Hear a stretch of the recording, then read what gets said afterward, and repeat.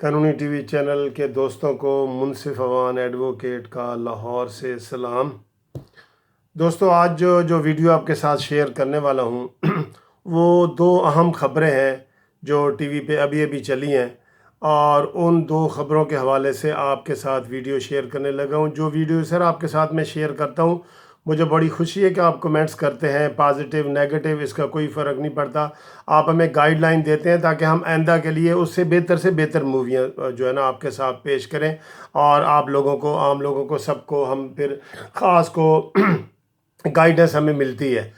تو دوستو، آج دو خبریں ہیں۔ ایک پہلی خبر یہ ہے کہ ہماری حکومت نے، وفاقی حکومت نے 14 منسٹروں کو اور ایم این ایز کو کرکٹ کھیلنے کے لیے، پارلیمانی کرکٹ وہاں پہ یو کے میں ہوگی، تو کھیلنے کے لیے 14 منسٹروں اور ایم این اے کو یو کے بھیج دیا ہے تاکہ وہ وہاں پہ کرکٹ کھیلیں۔ ٹھیک ہے جی۔ اور اسی طرح دوسری جو خبر ہے وہ یہ ہے کہ جی وفاقی حکومت نے جو 3 ہسپتال سندھ سے عدالت نے، سپریم کورٹ نے صوبہ سندھ سے واپس لے کے فیڈرل حکومت کو دیے تھے کہ جی آپ چلائیں، ان میں بچوں کا ہسپتال، ان میں جو ہے وہ امراض قلب والا ہسپتال، اور تیسرا 3 ہسپتال تھے، تو وہ آج فیڈرل کابینہ نے یہ فیصلہ کیا ہے کہ یہ ہم ہسپتال نہیں چلا سکتے کیونکہ ہمارے پاس فنڈ نہیں ہے۔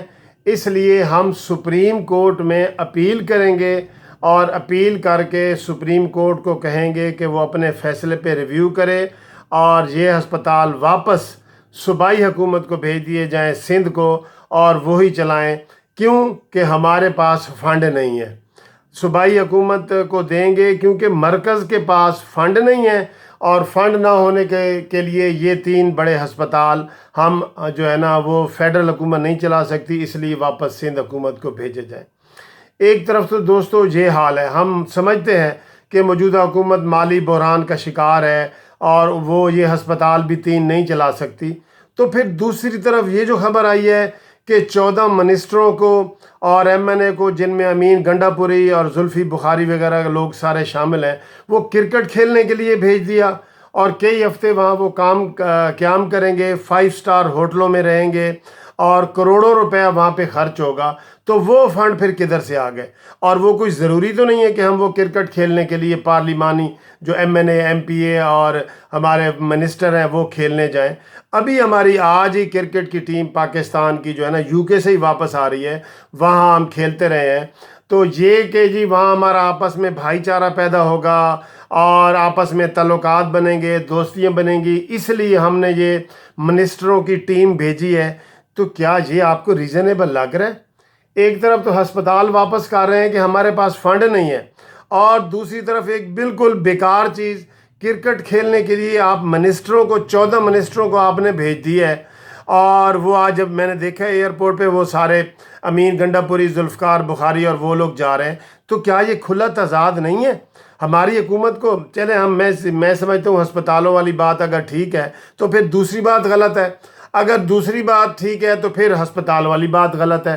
تو کون سی بات پہ ہم یقین کریں کہ آپ کے پاس اتنے فالتو پیسے تھے تو آپ نے 14 منسٹروں کو کرکٹ کھیلنے کے لیے وہ یو کے میں بھیج دیا، اور آپ کے پاس دوسری طرف آپ کہتے ہیں کہ ہمارے پاس بالکل پیسے نہیں ہیں کہ ہم ہسپتال نہیں چلا سکتے 3، جو بہت ضروری چیز ہے۔